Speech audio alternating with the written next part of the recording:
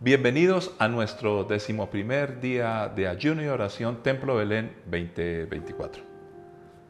Es una ocasión más para estar dispuestos a conocernos un poco, para pensar, para meditar, para darle gracias a Dios por su bondad infinita, por todo lo que ha hecho por nosotros. En este tiempo podemos adorar, reconocer su amor, su bondad, pero mejor que todo eso es amarle profundamente. Nos dice Mateo 22, 34 al 38. En cuanto los fariseos oyeron que había silenciado a los saduceos con esa respuesta, se juntaron para interrogarlo nuevamente.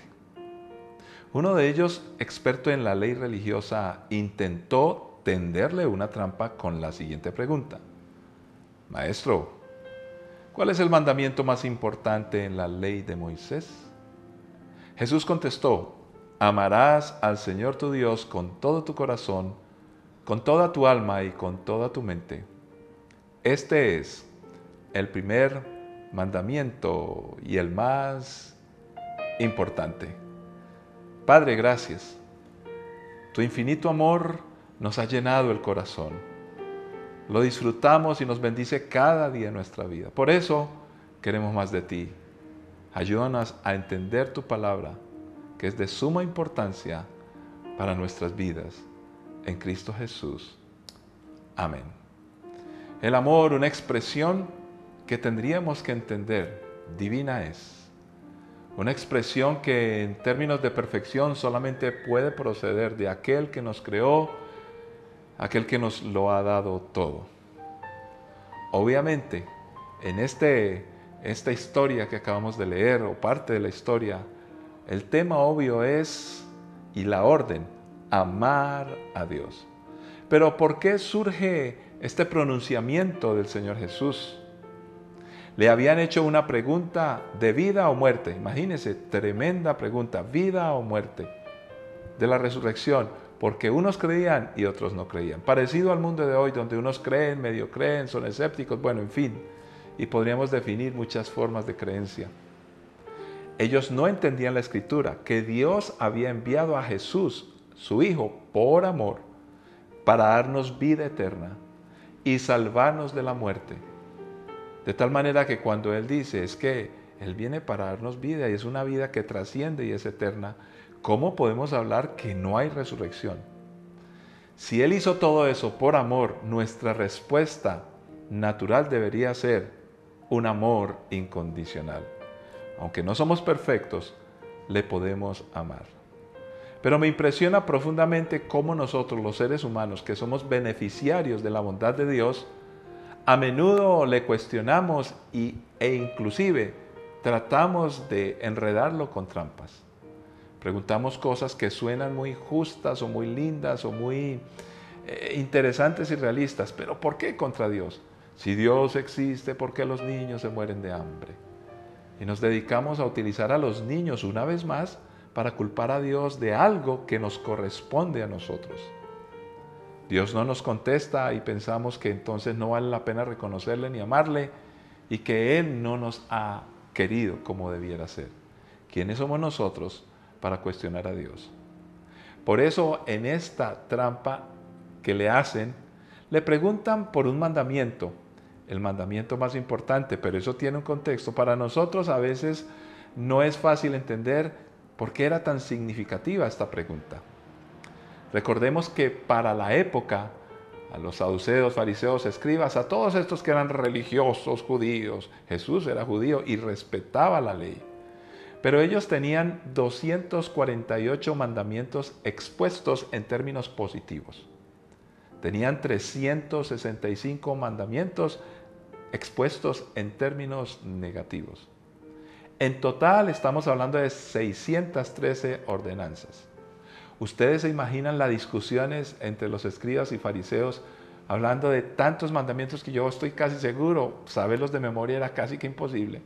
Pero discutir cuál es el más importante, en otras palabras, estaban metiendo a Jesús en una maraña de posiciones, posturas y de un montón de mandamientos que obviamente no eran los 10 mandamientos, eran muchas más normas y cosas. Ellos tenían mandamientos pesados y mandamientos ligeros. Para nosotros en contexto religioso más moderno podríamos hablar pecados mortales, pecados veniales. Bueno, el solo nombrarlos y diferenciarlos era muy complejo. De tal forma que estaríamos delante de leguleyos de la ley. Recordando que esa palabra leguleyo se aplica a aquellos que ejercen supuestamente el derecho pero sin rigor. O sea, hablan de lo justo y lo que dicen las normas, pero sin rigor alguno no la entienden y no la comprenden. A veces nosotros hablamos con Dios, discutimos con Dios y ni siquiera entendemos lo que estamos diciendo. Por eso debemos de ponernos serios. Y una de las mejores maneras de hacerlo es amar a Dios. Y digámoslo, amar con todo. ¿Será que la discusión está entre si es físicamente, si es espiritualmente, emocionalmente? Deuteronomio 6:4 nos complementa la idea. Recuerde que en el pasaje que leímos ya se dice que hay que amar al Señor con todo nuestro corazón, con toda nuestra mente, con toda nuestra alma. Bueno, en fin, entonces la discusión ¿es algo espiritual, algo emocional, algo físico? El pasaje de Deuteronomio nos dice, escucha Israel, el Señor es nuestro Dios, solamente el Señor. Ama al Señor tu Dios con todo tu corazón, con toda tu alma y con todas tus fuerzas. La palabra o refiriéndose a las fuerzas no aparecen en el texto de Mateo. ¿Qué es lo que nos quiere decir el Señor?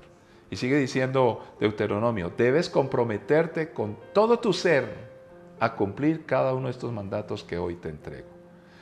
Podríamos resumirlo de muchas maneras. Realmente Dios no quería tanto, o Jesús, que diferenciáramos 3 formas específicas. Podríamos hablar de la mente, del corazón y de las manos, o sea, las acciones.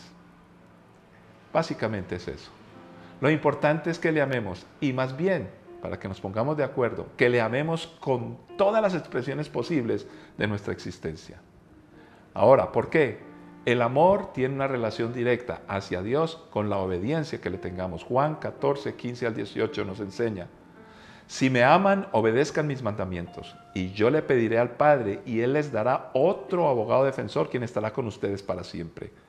Me refiero al Espíritu Santo, quien guía a toda la verdad. El mundo no puede recibirlo porque no lo busca ni lo reconoce, pero ustedes sí lo conocen, porque ahora Él vive con ustedes y después estará en ustedes. No los abandonaré como a huérfanos, vendré a ustedes. El Padre envió a Jesucristo, quien caminó por las calles de este mundo, pero luego que asciende nos deja al Espíritu Santo, indicando la respuesta de Dios hacia el problema magno del hombre, el pecado que daña y destruye.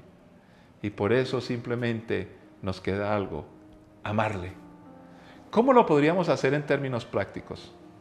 Pues cuando una vez más hacemos nuestro tiempo a solas con Dios, cuando tomamos un momento para meditar en Él y decir, Señor, ¿qué quieres? Te quiero conocer, ayúdame, pero quiero entender para que toques mi vida, leyendo la Escritura, meditando. Alinear nuestra mente con la palabra de Dios, que mis emociones estén en control para amar a Dios efectivamente y no solo momentáneamente. Decidir en mi interior, el espíritu, lo que es mi mente, lo que son mis emociones, todo ponerlo en sintonía para tomar posiciones claras en relación con lo que la mente entendió de la palabra y de llegar a la conclusión, Dios es primero. Y por supuesto que debo revisar mi congruencia entre ese amor expresado internamente, esa reflexión interna y las acciones que deben llevar una marca. Lo que decidí en el interior se está manifestando en la vida exterior. ¿Cuál sería nuestro desafío? Obedecer la palabra, porque si obedecemos lo que Él dice, le estamos amando. Alinear nuestra mente, nuestro corazón, nuestras manos, las acciones, por poner a Dios como el verdadero amor de nuestras vidas. Si lo hacemos así, tendremos suficiente combustible para amar a los demás. Y concluyamos lo simple, amarle con todo. Padre, te queremos amar. Perdónanos porque pareciera que a veces jugamos al amor con otras cosas y otras personas, reemplazándote a ti. Perdónanos, Señor. Tenemos un grande desafío. No es una cuestión de hablar bonito y decir bonito como estos maestros de la ley. Es que nuestras acciones, nuestro pensamiento, concentración, nuestras decisiones indican que te amamos, oh Dios. Ayúdanos a amarte con todo nuestro corazón, con toda nuestra mente, con las emociones, con las acciones, con lo que hagamos, planeemos, con todo lo que esté en nuestro alcance, porque realmente lo mereces. En Cristo Jesús. Amén. ¿Por qué no escuchamos a uno de nuestros hermanos, cualquiera de nosotros, al alcance, con un testimonio, expresar ese amor que le tiene al Señor y cómo le bendice y glorifica a Él?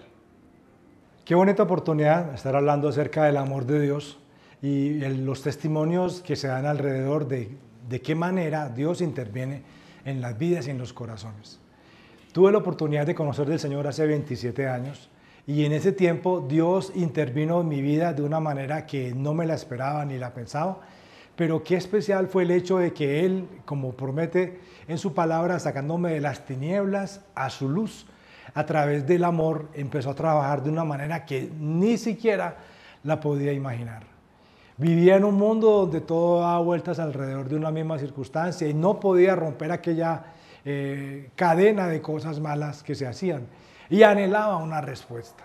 Qué especial fue cuando Dios vino y cambió todas aquellas circunstancias, rompió aquellas cadenas, aquellas ligaduras de muerte y empezó a darme aquello que me había prometido y empezó a decirme que hace muchísimo tiempo estaba haciendo un seguimiento sobre mi vida y me había amado con amor eterno. Cuando lo conocí fue como si alguien que estaba muerto hubiera conocido la vida y hubiera trabajado algo completamente diferente.